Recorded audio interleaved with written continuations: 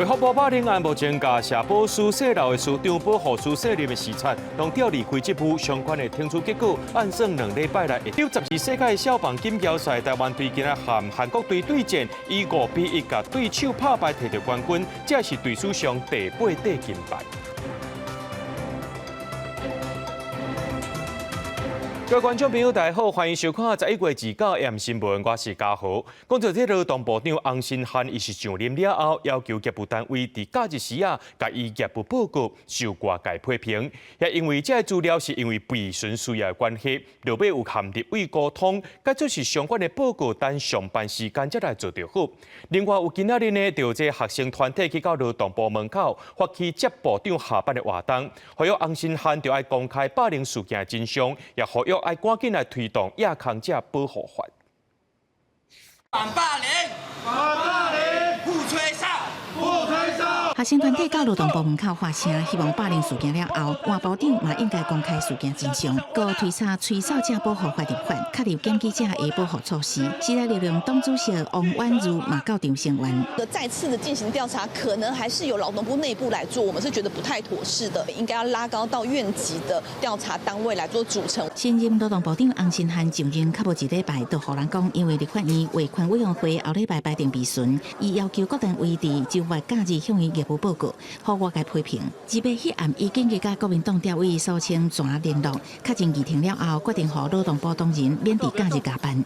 我本来就是排下个礼拜3 ，12月4号。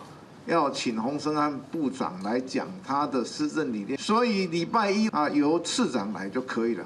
我早就讲了，我们非常珍惜这个朝野的和谐。劳动部管辖的单位霸凌事件，互各界关心公务人员的身心健康。总统府2月伫第2届健康台湾推动委员会后，总统嘛采取研究整理公务人员身心调适假，由政府带头示范，建立公务人员更加完整的心理健康服务体系。调爱立委嘛拢赞同。可是对于霸凌这一部分，并没有明确的定义，也没有去规范它。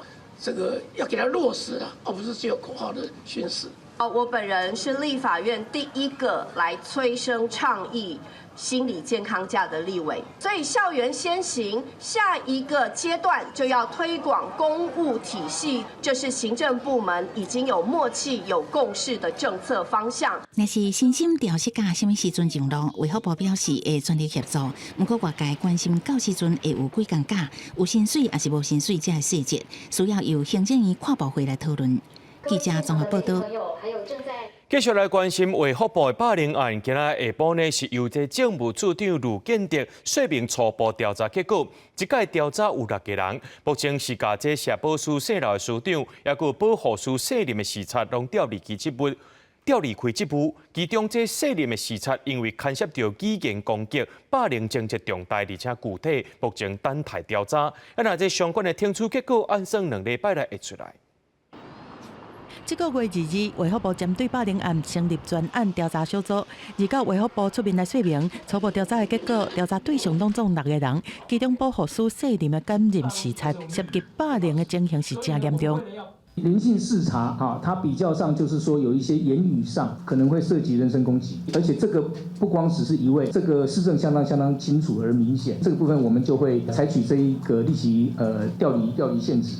卫福部讲，卫福部的主任秘书兼社保署的姓刘的署长，过去做健保署台北业务组的主管的时阵，红投诉，正正因为问卷调查和访谈无同，红调离社保署的署长，伊嘛自称休假来配合调查。另外，社工署姓苏的署长，正正并无具体霸凌的行为，但是有涉及情绪管理爱检讨，红要求请假。同款是社工署的姓王的兼任官，涉及霸凌立案调查。健保署姓陈的副署长，并无查到有够证据来证明伊有霸凌，但是有疑似毋是本人批公文，这种不当行为都要持续调查，嘛红要求请假。保护署卸任的兼任视察，因为讲话涉及人身攻击、霸凌的情形严重，红调离现职。国会市长的主管因为涉及行为无具体过了解。现在目前是6案嘛，那其实最近又陆续又新增加案子，我们不会允许，也不会纵容，我们一定是零霸凌。卫福部讲，烦恼当然因为霸凌案的调查，会去想到过去真歹的工作经验，可能造成急性的情绪压力，开始实施工课场安心计划心理急救机制。另外，相关定处和调查，按算伫2礼拜内都会有结果。记者综合报道。有代替的员工指控讲，现任的人力资源处长吴俊霖会甲伊刁难、甲霸凌。就算经过这场霸凌调查处理委员会做出这霸凌成立的决议，吴俊霖同款提出申诉，代替是另外搁再开会，到尾也煞来平盘。代替产业工会就指出讲，代替安尼生做根本就是伫咧食案。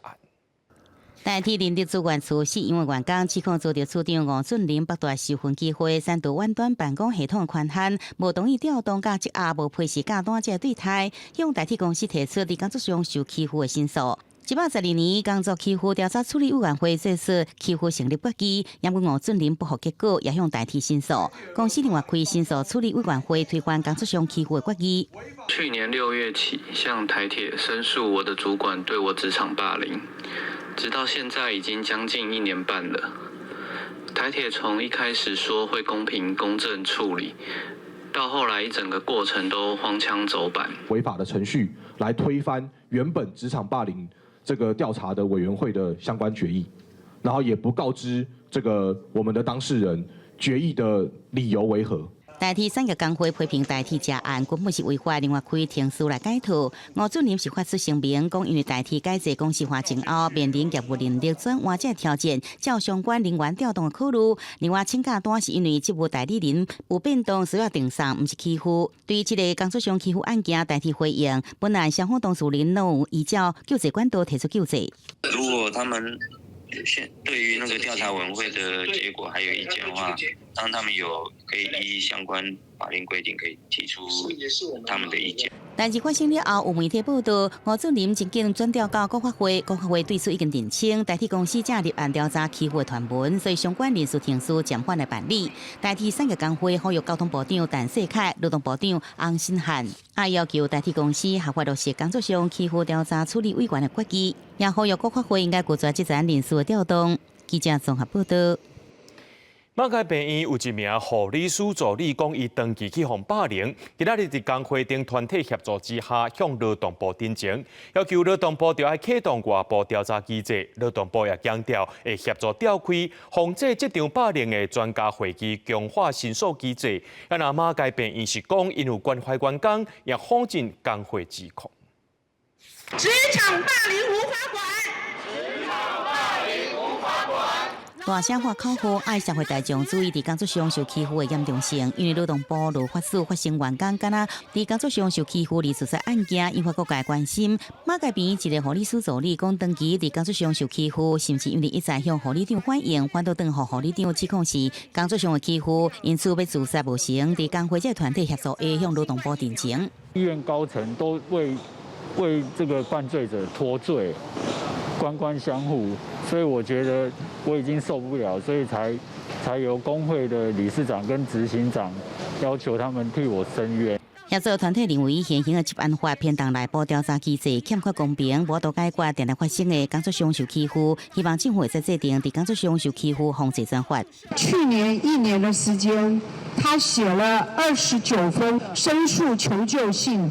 但是医院都不要帮他做调查。我们呼吁洪湘汉要重视职场霸凌这件事情，而且要把它当作重中之重。对于马偕医院重启外部调查。对着定情，劳动部派人接下定情书，强调要进行了解，来予伊适当的协助。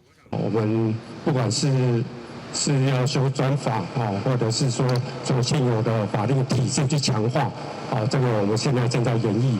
对此，劳动部强调，最近召开防治工作欺负的专家会议，强化劳工申诉调查的处理机制。因马街病院是讲，已经是对这个员工来启动关怀辅导，并且否认工会指控。记者综合报道。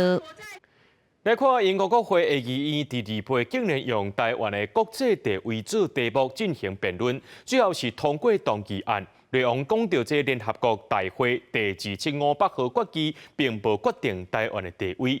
英国外交部副大臣强调，英国反对任何扩大解说连带27500号决议的企图。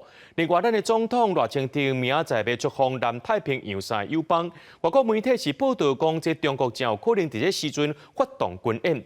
美国国务院是表示讲，无理由把私人例行而且是非官方的过境当作是假风波借口。台海关系。校董派立委日到成立中华民国爱尔兰国会议员友好协会，希望加强两国的双边交流，嘛，互台湾伫国际结交朋友。国会的互动，国会的外交，也代表了人民之间的更深刻而且有意义的往来。希望国会议员友好协会的成立，能再推一把。将我爱尔兰的英国国会下议院28以台湾的国际地位做题目来辩论，老百是无其他意见通过动议案，写明联合国大会第275号决议并无决定台湾地位。Resolution 2758 does not mention Taiwan at all. It doesn't address in any way the political status of Taiwan. The UK opposes any attempts to broaden the interpretation of Resolution 2758, to rewrite history, or as I have said, I do not believe that would be in the interests of the people of Taiwan, but neither would it be in the UK or global interest. 英国外交部主管印太事务的副大臣代表政府回应表示讲，英方是反对任何扩大解说年代第2758号决议的意图。这嘛是伫澳洲、荷兰、瓜地马拉、加拿大等国的国会和欧洲议会了后，全球第6个议会通过相关动议。除了拓展国会外交，总统赖清德30摆启动就任了第100个元首外交，访南太平洋3友邦。我就任以来第一遍出访了，互咱台湾。参加国家的感情更较好，创造两国人民的福祉。有访人士表示，正式出访期间会过境美国夏威夷和关岛。迄天中国军队就出动33架次的军机、8架次的军舰执行联合战备警巡，而且连续2天拢放空飘加几绕台。美国媒体阁因亚太地区官员的讲法，讲中国有可能发动真侪场军演来回应，喊上规模要挖未来行动来警告特别上任的川普政府。对这美国国务院讲，大总统的行程符合美台的非官方关系和一中政策，化为中国无应该甲私人例行，而且毋是官方的过境。当作起步空的借口。记者综合报道。描写中国器官移植不法行为的纪录片，国有器官10月伫台湾播送，也传出着这恐吓的事件。台北市议会明仔载也要播这部纪录片，也传出有人恐吓讲要来集会乱杀人。民进党的议员洪建义也强调已经报警察咯，明仔载照常放送。警方也强调明仔载呢会安排51位警察来现场一起治安。海报顶管写专台勇气家营拒绝中共恐吓，纪录片国有器官内容牵涉到活顶器官，吸到中国敏感的神经。10月伫台湾爆出了后，发生真侪恐吓案件。台北市议会民进党团30要伫市议会播放影片，不过传出有收到叫李鸿山的恐吓消息，表示讲要入去议会杀人。看一场电影啊！还要被恐吓，这个描述中共是现代的纳粹，他给我们的回应是枪跟子弹，这是给真善美戏院的。明天下午我们正式播映，而且会播好播满假冒李鸿山的先生这位人，你最好是敢来看看是谁敢这么大胆来恐吓我们台北市议会。洪建义表示，对方伫网络表单登记10个人，已经把对方的报名取消，予其他人替补，绝对无用阮恐吓的言论伫台北市最高议会发生，而且2倍都已经提过。周边大概有43名的警力，市府保大的诸位警有8名，大概有51名的警力，来守护这个我们议会，包括这个播映活动的圆满顺利完成。警方表示，对方23伫网络顶留话，民代27报案了后，就随报车北检指挥侦办，调查表单顶悬信箱留话相关消息，通报予刑警大队甲刑警局共组专案小组来侦办。洪建义表示，进前就有邀请市长蒋万安做伙来看，不过市长无回答来，也是无爱来，所以会阁甲市长蒋万安来邀请做伙来看。记者综合报道。电钱起价，这薪水也调悬，台北捷运营运的压力变真大，每年的财富将有可能出现了钱的情形。今仔日就召开这董事会决议，会调整到这劳资雇优待方案，甲本地7节到9节的优待调到85节到95节之间，每年顶半年公告施行。为了要减少这了钱的情形，台北捷运公司表示会调整票价，不过捷运劳资雇优待会调整到85节到95节。那准一抓20块一个月，坐50届就去算，一个月本地有250块的回馈金，调整了后是剩150块，大概有30万名的旅客受到影响。那讲到这12块的定期票是袂受到变动的。台北市民权东路四段和光复北路路口，今早起发生一公车烧撞车祸。公车驾驶是讲是因为感冒节来洗神，弄到4台奥多拜造成3个民众受伤。那台北市公运处初步掌握到，驾驶出车进前各种的检测拢是符合标准的。那这车祸原因，佫需要调查。监视器倒边顶悬看到公车行驶到路口无停落来向前追撞，头前4台停单机车拢扣弄到，3个骑机车的人身体真的所在路着切着，后来再送医了无要紧。公车驾驶家己讲，雄雄刚起未负动车。车祸有点感冒恍神。感冒恍神。OK， 那当时车上有多少乘客呢？车上人很少。因公车驾驶恍神，来不及刹停。致追撞前方停等红灯之4辆机车。意外发生了后，公车暂停伫路边，警方先甲驾驶带回查清楚案情。初步了解，40多岁的驾驶员前几天开始感冒，身体有淡薄无爽快。不过出车前血压、体温拢正常。到第前日天，新北市新庄嘛发生一件小巴士司机开车时阵发生心肌梗塞的状况。好在当时伫路边用餐的医护人员第一时间到场急救，后续嘛顺利送医治疗。少年所发生公共运输驾驶身体无好的案例，台北市公运处表示，依照职安法，各公司本来就需要照规定，予员工定期健康检查，后续健康状况嘛需要追踪关怀。运输业者也必须对员工进行健康管理。出车前，大家拢爱磅血压、体温甲酒测，精神状况嘛需要经过参管人员确认。如果说在出车前就已经发现他的状况是不适合开车，那就会先让他做休息。如果行进中发生身体不适，或者是有一些交通事故造成他路线没办法继续行驶的话，那这部分会由驾驶长通报公司。台北市公运处嘛讲，虽然大客车驾驶欠人会互调度较严，不过驾驶出班前拢爱经过健康状况评估。对最近天气变冷，嘛会个特别提醒运输业者爱注意员工的健康管理。若是无最好健康管理，会伫公车偏感互人扣分，影响评定。记者综合报道。来看这条，若做你压力大的时阵，有8种方法来消透，唔通安尼死做。伫花莲的街仔头呢，就一个民众用倒伫涂骹练过车路方式伫咧过车路，驾驶含过路人真烦恼，讲安尼会发生意外。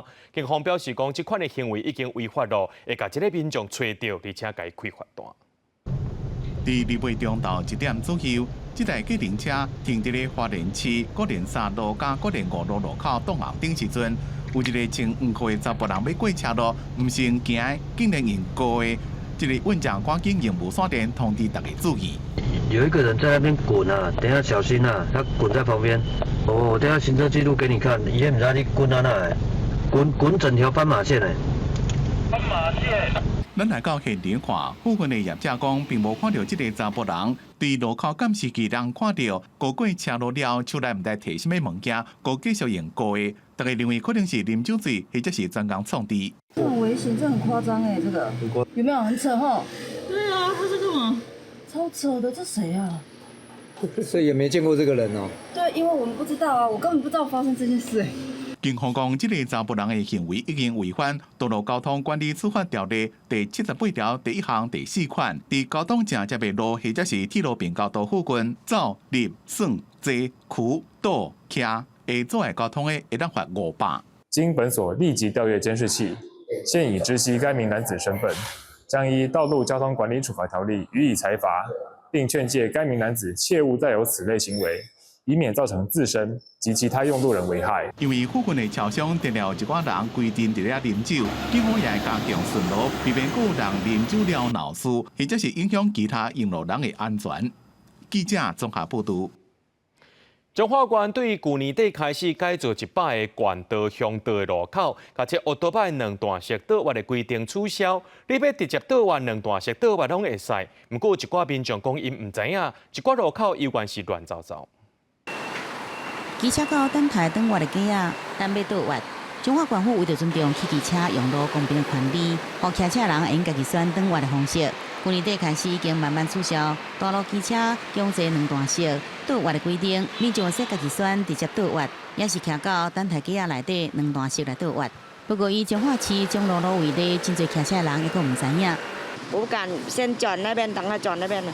不敢直接转。不敢。为什么？就怕警察黑做啊。哦，不知道呢，因为路口这里车子很多，很危险。你如果说直接转过去，我也不敢转。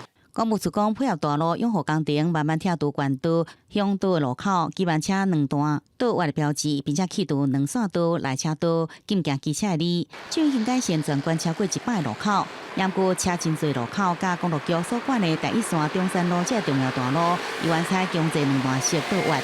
不过民众讲安尼分较袂清楚，公务处是讲应看是毋是基本车两段道外的标志和这牌来判断。两段式左转跟直接左转的部分，其实民众只要看牌面、限制牌面是否还存在，就可以判断。包含当然我们快车道部分在牌面移除的过程中，进行机车的字也一并会一并移除。你要左转，如果不用再转，你要事先切入到最内侧的切车道。不要从外侧去左转，这是很危险的一件事情。要特别透过管道去跟县民好好的去说明这样才有助于整体安全的提升。机车路权团体认讲，关市政府改变传统车种的分流，改车型分流是好代志，而且对着减少车流愈开愈晚，降低车祸案件有帮助。不过应该先伫基层好好来宣导，以免骑车的人挖进路口，唔知变怎行，反倒当发生危险。记者综合报道。带观众朋友来看过这新闻，有风声讲美国拜登政府可能在落任之前，甲核子武器献予乌克兰。罗西亚总统普京昨就表示，若准这乌克兰有核武，罗西亚会动用所有的武器来对付因。罗西亚昨是发动大规模的攻击，造成上百万的乌克兰民众伫寒死死的天气无电通用。城内规个黑暗暗，只敢若驶过车的车头顶还阁倒的。民众出门才摕手电照路，开店的业者是用发电机勉强供应电力。俄罗斯伫咧2月对乌克兰发动今年第11波针对民用能源基础设施的大规模攻击，造成上百万人伫温度0度的天气之下无电通行。Террор цивільного населення України. Любана русня. Задовбали, чесно. Ну, клиентов мало сейчас. У людей другие проблемы, наверное, они там ищут воду. 俄罗斯发射91粒飞弹加97台无人机发动攻击。俄罗斯总统普京讲，因打击17个目标，包括军用设施、国防工业设施，但是并无承认因有打击电力基础设施。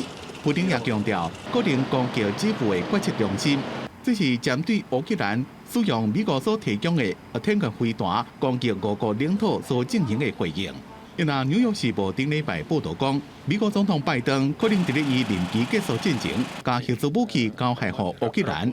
对此，普京回应讲，若是基辅摕到核子武器，俄罗斯将会动用一切武器来对付乌克兰。Если страна, с которой мы по сути сейчас ведем боевые действия, становится ядерной державой, что нам делать? В этом случае мы будем принимать и использовать все.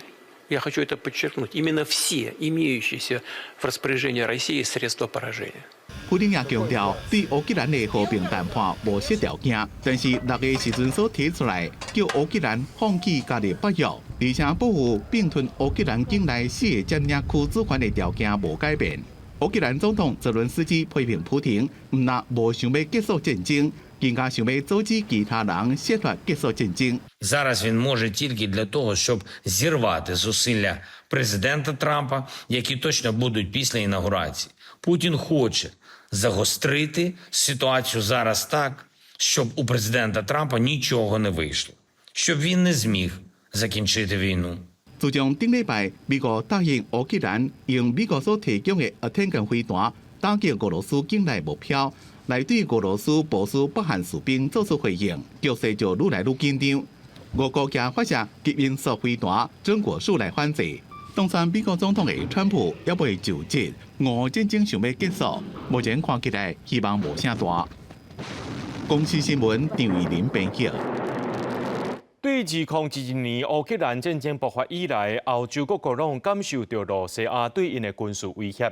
其中，德国就进行一项调补计划，除了清查防空壕的状况以外，也拍算要甲这有一寡停车场呢，也搁这地铁站甲商业大楼等等的设施，另外搁再改造。万不伊发生这紧急状况，民众就当去避难。位伫慕尼黑市区的这栋大楼看起来真普通，其实这是一个防空的设施。一旦发生军事冲突，民众就使疏散到遮来避难。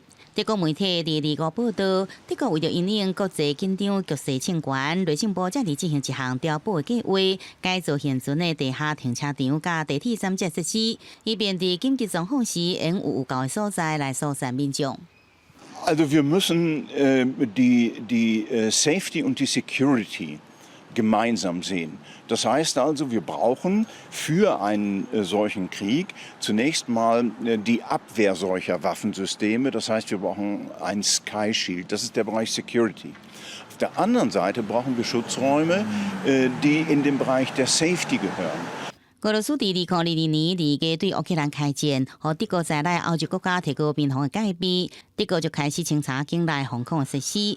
原本的2000个防空服大部分是二战时期学的，已经真老旧啊。真应用的避难所，敢若剩579位，应予48万人使用。这对着4800万总人口的规模来讲，是明显真无够的。官方也预估需要21万的防空设施，才有法度来应付紧急的军事状况。改良现有的停车场、上班大楼甲地铁站设施，也正做现阶段首要的民防任务。其实乌克兰甲俄罗斯相战了后，真侪德国人拢开始准备，家己开钱去买防空的设备，也那些制作设备的公司销售量也因此增加3倍。Sogenannte Ventilöffnungen für die Zirkulation. Hier kommen dann in den Ausbaustufen entsprechende Explosionsschutzventile werden hier verbaut, sodass sie auch von außen kein Gas oder andere Sprengsätze einleiten können.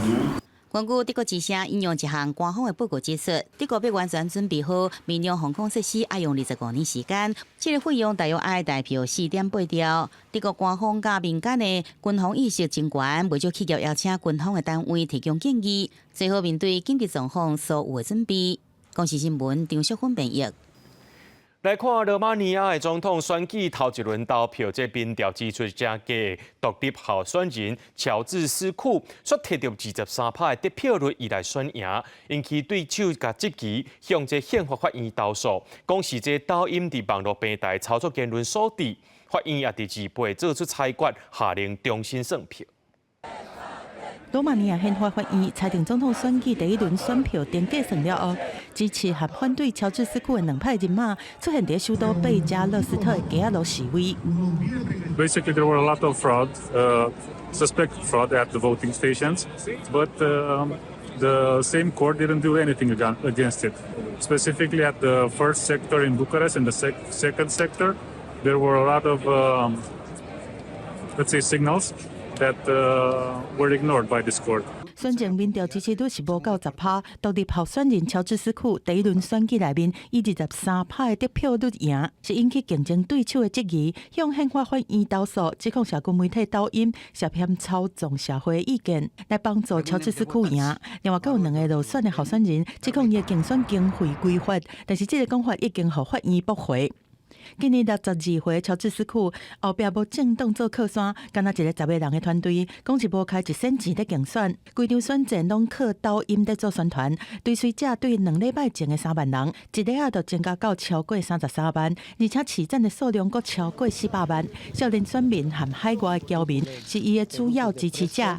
罗马尼亚的电信监管机构进前阁呼吁暂停抖音平台，一直到完成相关调查。国家视听委员会嘛随后明执委会调查竞选期间抖音的政治广告，对这抖音是透过声明强烈否认，因讲因对所有候选人拢是同款的。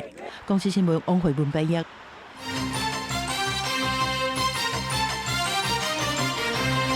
咱继续来关心 U12亚洲少棒锦标赛，今日咱台湾囡仔呢含着韩国队拼冠军，咱台湾队是连续安打，加上韩国队失误，是连续共摕到5分，最后是5-1，搁再摕到冠军，这是队史上第8块金牌。压低选到4坏球保送，哇，这是。有赛时以1-0输予韩国，台湾小将伫这场冠军赛头一球就展现真强的攻击心。小棒打者苏武雄予韩国队补上了后，趁投手投不好，顺利来到2垒。本垒吗？而且本垒这边应该要来拼回来，没有问题。打者林伟干原本被牺牲出击，韩国队却是手臂失误，予苏武雄顺利走回来本垒。随后林伟干发动倒垒成功，趁对手投不好来到3垒。搁再来打者宋义力攻出安打，摕下1分。第4棒周信全都好攻出李瑞安打，听第3分，也甲韩国队的先发投手拍退场。3局的投球里面呢，投出4次的3振，这球又打到了外野，又是安打。再给安打打者杨亮先杨碧芬连续惊人的攻势，摕下第4甲第5分。咱代表队头一局就攻下5分，心肝拢定落来。韩国队一直到第4局下半局才摕到1分。外野手8传3 save， 哎呀，触杀有跑过头了，触杀这样算哦。到最后一局6局下半局，韩国只有反攻的机会，打者虽然攻出安打，结果经过一垒往二垒方向走，遭到触杀。虽然引发第一阵的争议，不过裁判最后认定韩国打者出局。中华队拿下亚洲杯 U12的冠军。台湾小将拍败韩国，以5比1摕下金牌，随后进行颁奖，每位选手获冠军的奖牌，队长摕冠军奖杯。会场上中华奥会旗啊升起去。摕下冠军，台湾小将确实有这实力。这场冠军战总共攻出8支安打，0失5，投手也敢若互韩国队摕到1分。也若前一天，台湾有12小将完胜日本，今日搁再赢韩国，夺下亚洲杯小棒赛冠军。记者综合报道。AI 需求带动出口，加上民间投资继续在增加。主计总处公布上届新的经济预测，今年的经济成长率扭转到4.27%。因为 AI 会衍生对很多算力的需求啊，全球它90%都是要由台湾的厂商提供，商品出口会4745亿元，这个年增率是9.7%。第4季投资会延续，今年的投资会增长10.6%，这个也是今年经济增长率可以提高到4.27%很重要的原因。主计总处表示，今年产业出口表现有好有歹。这好的是因为这 AI 商品带动自通产品出口真好。咱若讲到这歹部分的是传统产业受到全球产能过大影响，出口表现犹原无乐观。不过政府投资、民间投资拢有带动成长，对经济成长的贡献超过5个百分点。咱若讲到明年，也是有这国际地缘政治无确定的因素。川政府上任了后，美国经贸政策的变动，恐惊影响到全球的经济。台湾明年的经济成长率敢有法度保3，这部分也是有变数的。行政议会拜四甲编发1085条修正草案，现有条文内面挺改这2个字汰掉，就家长吊起来认为讲，敢是家长袂当教囡仔咧？这児童福利联盟表示讲，毋是袂当处罚囡仔，只是讲爱用正面的方式，莫伤害囡仔做原则。囡仔伫公园走来走去，真古锥，毋过有当时无听话，互人感觉真欠拍。打为什么不打？是骂他，口气比较凶一点啊。有时候会很气啊，但是还是不要打比较好。对，行政院拜四通过民法修正草案，将185条，父母会当伫咧必要的范围内面顶改囡仔，甲内底顶改2字汰掉。真侪民众就烦恼讲，甲顶改2字汰掉，家长就无法度教示囡仔。卫福部是表示，未来会甲教育部做伙讨论建立亲子教育资源。目前伫咧各县市拢有设家庭教育中心，提供家长咨询的服务。设立的家庭教育中心。如果家长们有亲子上、教养上的疑难杂症，都可以实地的提供服务。在新的脑神经科学里面，其实都有孩子的脑部的神经发育会因为受到打骂这种惊吓，造成他的学习更落后。儿童福利联盟表示，根据一份统计，有70%的民众会一直受开细汉时叫父母拍无欢喜的过程，嘛强调这是国际趋势。日本、韩国伫3、4年前就已经修法啦，将顶改2个字对法律当中摕掉啊，所以鼓励父母会当用正面的教育来教囡仔，互囡仔伫咧充满爱甲自信的环境中大汉。记者陈选谢桂玲台北报道。咱已经变作是诈骗投资正史上的平台。就立委指出讲，最近诈骗集团利用通不投票，请民众去投了后偷摕民众个资，团实是向这受害者朋友来借钱。立委要求政府着爱伫1个月内想办法解决。诈骗的手段翻新的速度愈来愈紧，亲像台湾民众定得用的通讯软体内嘛不时有诈骗的情形。民进党立委陈定辉29召开记者会，指出伊的助理因为点一个恐怖投票网站，当伊输入咱的口罩和密码，也阁有简讯认证码以后，投票线咱的口罩都互诈骗集团绑去，利用受害者的口罩去甲人拐钱。他的网站设计得非常精美，那你不会怀疑。但是当你完成了整个投票程序，完蛋了，同步他说他需要5万块急用，然后开始跟你对话，然后另外一个族群就是继续把宠物公投的这样的一个网站继续传递出去。李伟表示，受害的情形要继续的扩大，要求相关部会经开发通辨识诈骗的 App 也有网站，有防民众受骗。司法部表示，进前有规划网络诈骗通报查询网，但是目前也搁咧测试听候功能较较长的时，就会公开给民众使用。之前也司法部有贴了一个叫做网络诈骗通报查询网。这个功能就是让民众发现有诈骗的网址，就往那边去通报。我们会预计说，在跟公测版之后，我们会再更新里面的内容。你赖内面若借钱，还是讲叫你要去对后转钱迄绝对是诈骗。你若感觉伊怪怪的话，绝对敲电话去问，会讲迄个咱的亲戚，你敢有收到我的账号？我的账号费用偷去啊，唔通汇钱。李伟要求行政院打击诈欺指挥中心，甲司法部也有警政署伫咧1个月来开发出通防止诈骗的工具，给民众使用。警政署嘛提醒民众，若准有亲戚朋友要借钱，一定要甲本人确定过，才通避免受害。嘛通打电话予165反诈骗专线来咨询。记者卢尚珠、王庆忠台北报道。新竹旧城购物中心当日举办周年庆活动，下晡美食街一间餐厅的厨房强强请演出来，规间百货公司拢是演，赶紧甲民众疏开，加在有水甲火拍花。虽然火有拍花，不过这演同款一直请出来。百货公司当日办这周年庆，民众真多，赶紧甲民众疏开。新竹市消防局下晡4点接到通报，讲4楼美食街一间铁板煎餐厅，可能是在煮食的时阵演伤过大煞来导火。加在有甲这火拍花，加上疏开时阵，有人引导，不造成人员的伤亡。讲到嘉义县这杀目鱼饲真济，嘉义县对8月开始就收这杀目鱼到打路。即阵天气变甲真寒，嘉义布地饲杀目鱼的渔民赶紧甲这最后一批收起来。就渔民伫咧讲，最近的这杀目鱼的价销是真歹，赚的拢无够共钱。渔民使鱼摆仔伫窟仔内底来弄鱼，互拍生惊的杀目鱼伫水面跳来跳去。8月到11月是嘉义县杀目鱼收成的时间。渔民讲，今年的价销无好，赚的拢无够成本。上悬才有40几块啦，啊上低才有30几块尔，啊所以一尾成本吼拢无够咧。啊咱咧食外口食吼，一尾拢爱100外咧，安尼啦。啊像台南遐也袂到200外咧啦。啊，所以咱这已经拢无够成本，无够工钱。杀目鱼的产销班表示，1-2档杀目鱼的价销袂歹，饲的人嘛变多，而且除了家己以外，台南甲高雄嘛有杀目鱼收成，加上工作的时间，阁有乌鱼当咧出，所以杀目鱼的价销较会受到影响。这一个礼拜鱼市场，迄一斤拢卖起来，拢剩33块、34块尔啦，后32块嘞，一斤哦。因为大家这个时节应景的鱼的那个食材就是乌鱼吧。县政府渔业科表示，嘉义县的杀目鱼主要是甲白虾、蛤蟆做伙饲的工作鱼。顶一阵仔的风台无对家己造成严重的损失。今年收成的量大约伫6000吨左右。所来会举办一个活动，协助嘉义县杀目鱼的推广。记者林慧婷，嘉义报道。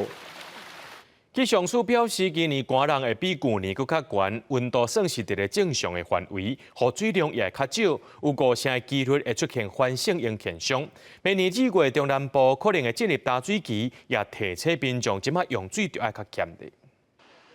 民众挂套帽仔包条条，天气有够寒。气象署表示，拜五全台平均气温伫咧14度至16度，上低温出现伫咧新北石碇，敢若7.8度的气温，新竹关西嘛只有8度。气象署表示，这波冷气团拜6就会开始减弱，温度会回升，上高温可能来到27度。民众爱把握拜6礼拜好天，因为后礼拜一开始，北部、东半部水汽会增加，会开始落雨。在2号的下午开始，水汽会慢慢的增加，那到了3号、4号，水汽是变得比较多了，尤其是在宜兰这个区块呢，降雨的情形是越来越明显。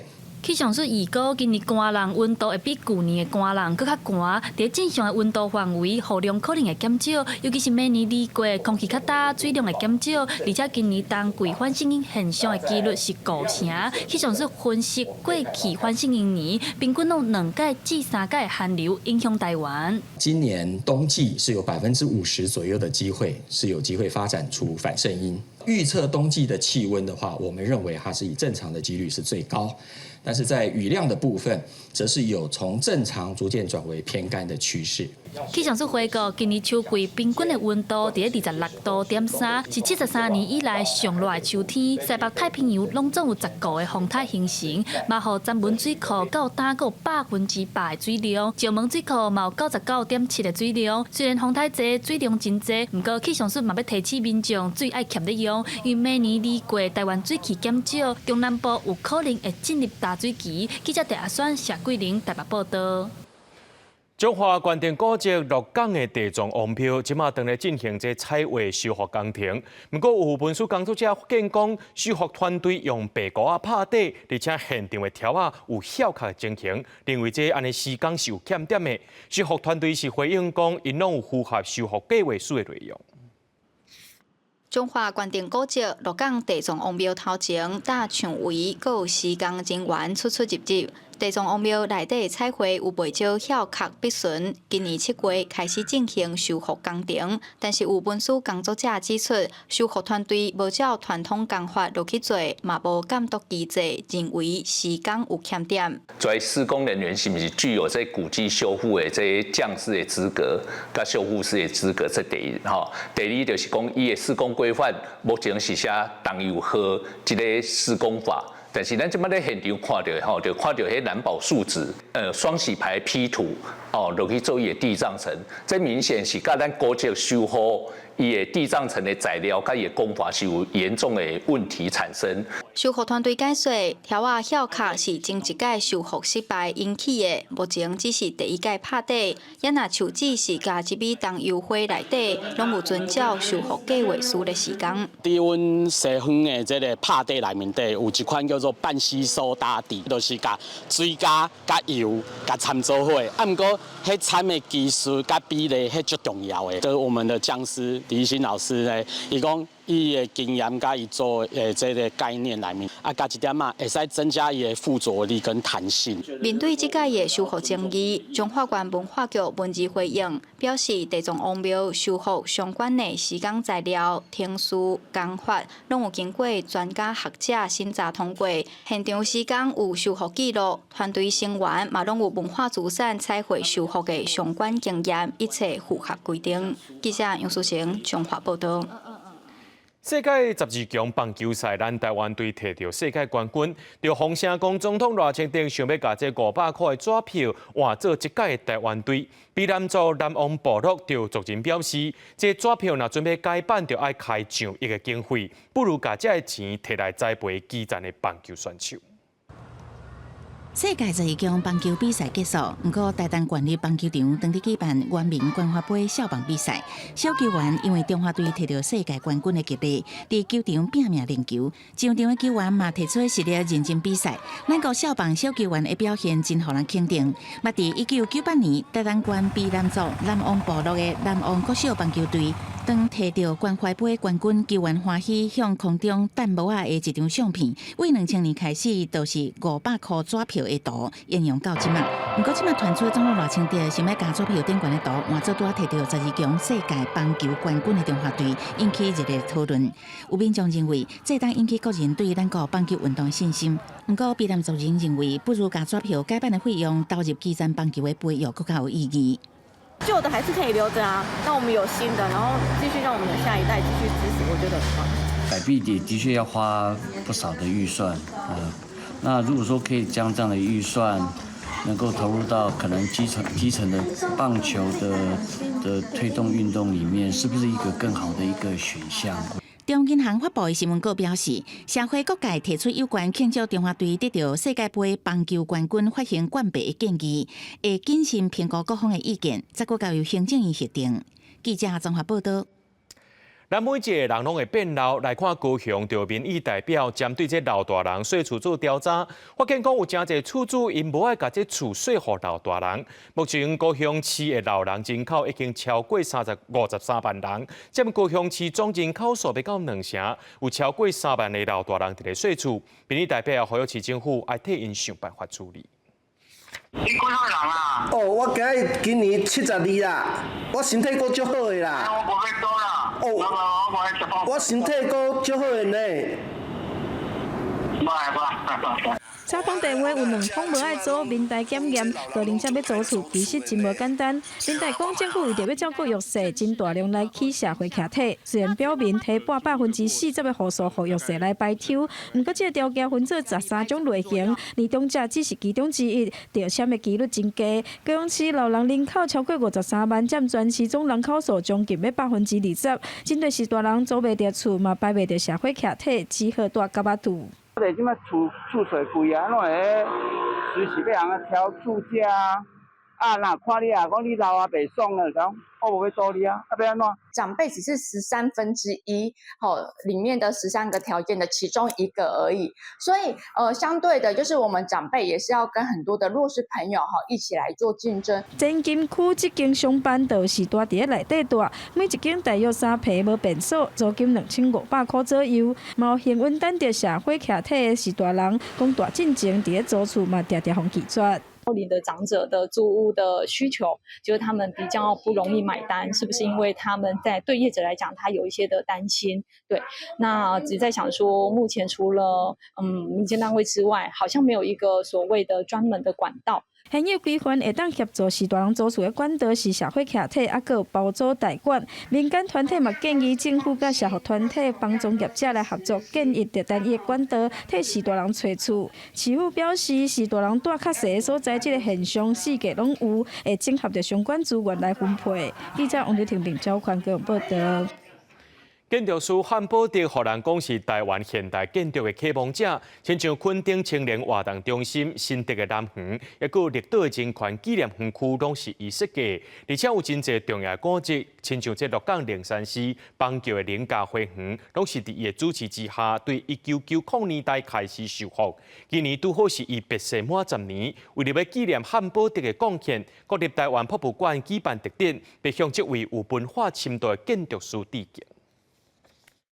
因为建筑是为人服务的，是不是？不是给你自己家里你爱怎么做怎么做，是不是？所以你要对文化、对这个社会负责，从思想出发，啊，使这个建筑有深度，使建筑师变成一个深刻。 建筑师汉宝德1934年在中国出世，后来因为战乱搬到偏湖，甲一生拢奉献予台湾的建筑设计甲教育发展。伊伫2014年过身，才到80岁。伊在生时创办建筑甲建划景甲上等等的建筑杂志，嘛做大学教授启蒙济学生，但已经过身满10年。为着要纪念汉宝德的贡献，国立台湾博物馆为伊办特展。 汉先生所引起的这些，不管文资保存、建筑教育，或者是建筑的观念上面呢，都影响了非常多的人。那台博馆这次为汉先生办的这个展览呢，是挑选了很重要的几件作品。 汉宝德毋但是绿岛纪念园区甲林权纪念毕业设计师，乡村有一大片古早厝形式的垦丁青年活动中心，嘛是伊规划设计的。汉宝德非常注重文史，伫1990年代启动大博馆和鹿港龙山寺等等古迹的修复。伊的早囝表示，虽然老爸过身遮久，不过伊嘛真幸运，全台湾拢通看到老爸的形影。他真的是尽量的活的，看所有台湾的每一个角落。So 我是对这一点，我觉得我很幸运，我到哪里都可以看到他的影子。大博馆表示，汉宝德是台湾战后非常重要的建筑家。这届规划特展计共是选出1960年代至1990年代14件代表性的建筑作品来展出，毋但模型嘛有设计时间、大手稿等等，希望互愈侪人了解汉宝德对台湾建筑文化的贡献。记者卢尚如、王庆忠台北报道。 来看瑞士一个天主教堂过去2个月，因利用这 AI 进行一项的技术实验，打造一个 AI 耶稣，会当用100种不同款的语言来回答游客问题，提出着建议。不过，这款 AI 服务就人家批评讲，安尼始作是无伫咧尊重上帝。今日教堂的忏悔室透过窗口，会当看到一个人的头像，这是伫个瑞士卢塞恩的一间天主教教堂。检举人员甲宗教领袖宣布，过去2个月伫个这个教堂忏悔室内底使用的 AI 耶稣的结果出来了。实验是照圣经的内容，替访问的游客针对信仰、道德甲现代困境的问题来提出建议。Hello Jesus.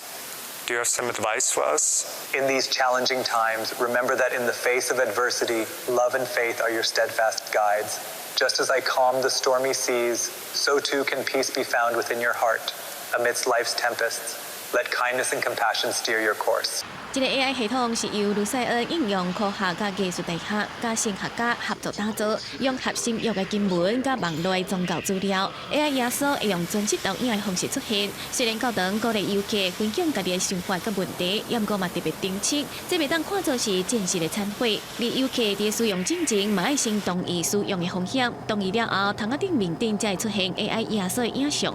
因为游客是为全球各地来的，有无共的信仰，所以 AI 耶稣佫会当用超过100多种的语言，甲无共语言的游客来交流。到实验结束的时阵，已经记录差不多900名游客甲 AI 耶稣的对话。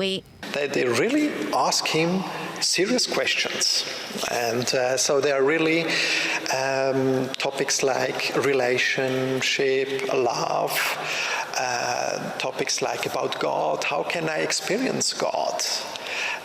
Or about the situation in the world, the wars, though the fear of the people, they ask him what to do. 这个游客体验了后，认为 AI 耶稣真正互因袂歹建议，嘛有人认为这款的服务根本是无尊重上帝，批评机器人无道德意识，忏悔这个代志应该有关爱互人类来完成。公司新闻台是童朋友。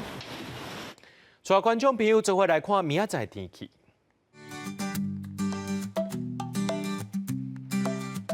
今日台北、桃园、新竹对13度到23度。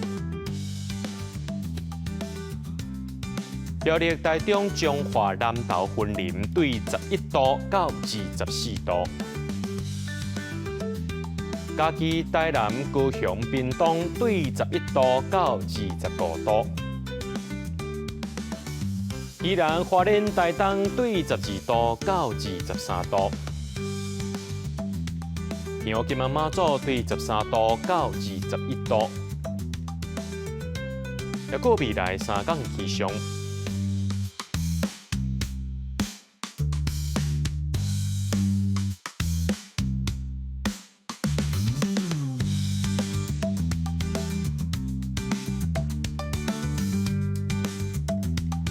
新闻最后，感谢各位观众朋友收看今日AM新闻，我是嘉豪，咱再会。